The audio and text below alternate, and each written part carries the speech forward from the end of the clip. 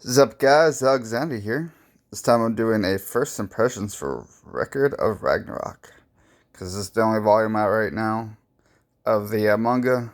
And I know a lot of people have been talking about this online, but I've only read the first volume. And yes, I have watched the what was it, the first season, I guess, of or whatever of the anime. So I kind of know what's going on a bit more. But I'm just going by what I've read here and what I think of this volume. So anyway, let's get into it. I really like this. First thing I really noticed from it, and a lot of people I think did, was the freaking art style, man. Like wow, it is so freaking cool. It it kind of reminds me a bit of like Fist of the North Star, classic kind of like just big buff dudes looking cool and kicking ass, and that's exactly what I want from a series about this.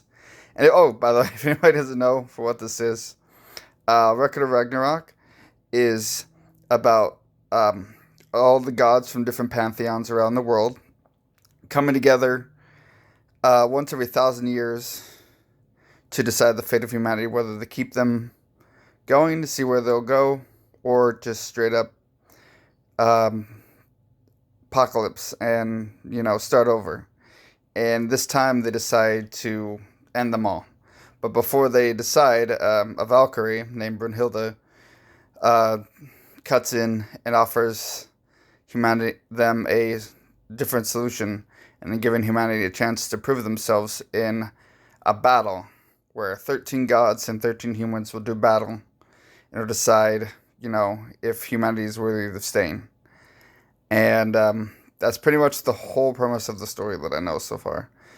And you know, so it's that's as freaking cool as it sounds. And of course, again, with the art style as it is, matching that incredibly hype premise, it's just it's so good so far. Right now, the first ones out of the gate are Thor on the right there versus Lu Bu.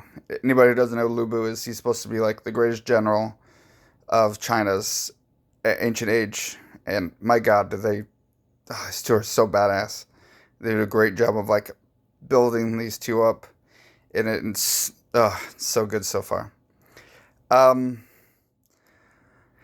and as far as things I've noticed, typical thing in this type of story is the simple pride of humanity versus the arrogance of divinity, and how they treat humans, looking down on them as just their playthings or things for them to be worshipped, versus humanity and their simple ways, but you know their absolute unwillingness to give up, in order to surprise people too with what they can do, type of thing, is kind of like what I've noticed. This is the prevalence of this series, and I'm looking forward to more of that. I think it's done in a pretty decent way.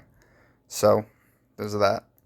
But other than that, it's a pretty straight up just action series, and so it's pretty simple setup, and I don't see that they're much more than that.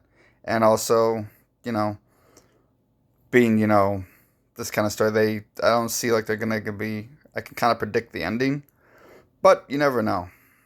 I cause the ending, not the the matches, because some of the matches, at least what again, I'm sorry, bring up this anime because I know a lot of people actually didn't like it, myself kind of included.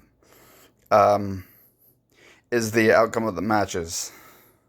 Those I can't really quite as pin down as much as I can, because it's a little more open ended, and it's not like Dragon Ball Z where you can pretty much guarantee Goku's gonna win or whoever's gonna win. This is a bit more open ended for that. But as far as the ending, the end goal, I can kind of see, unless this thing surprises me, which I'm hoping it will. Um, yeah. So that's all of my pretty much first thoughts on this, and um, it's got again great art style. I love the character designs of all the gods and warriors, human warriors that they picked. Some amazing action. Simple story, but it's not a bad thing. It's to the point, And I'm just so excited for more. Alright? That's all I have for you guys today. Bye.